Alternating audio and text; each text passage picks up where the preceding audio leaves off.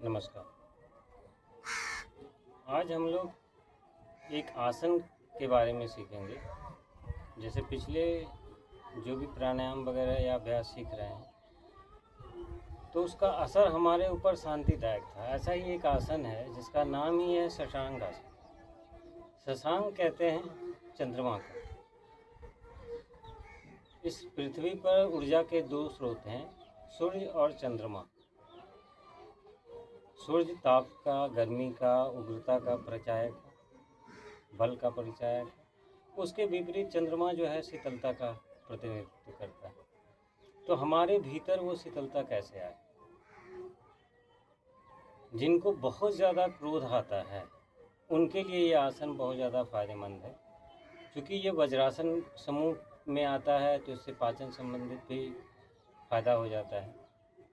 तो इसकी विधि सीखते हैं।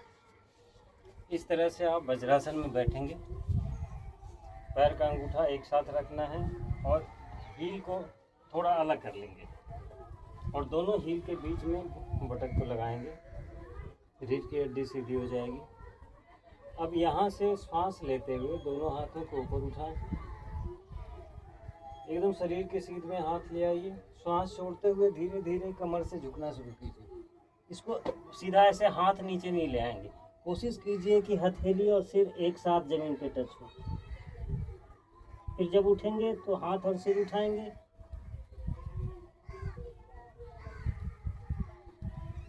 सांस छोड़ते हुए नीचे, श्वास लेते हुए ऊपर, छोड़ते हुए नीचे जमीन पे जाएंगे।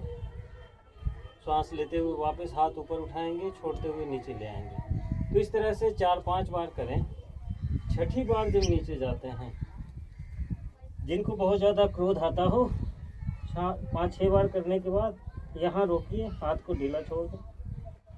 अब यहीं पे नॉर्मल ब्रीदिंग के साथ रुकें 5 मिनट। शुरुआत 1-2 मिनट से कीजिए, धीरे धीरे बढ़ाते हुए रोज़ाना 5 मिनट इसका अभ्यास जब आप करेंगे तो आपका क्रोध बिल्कुल शांत हो जाएगा। इस आसन का पोस्चर देखिए,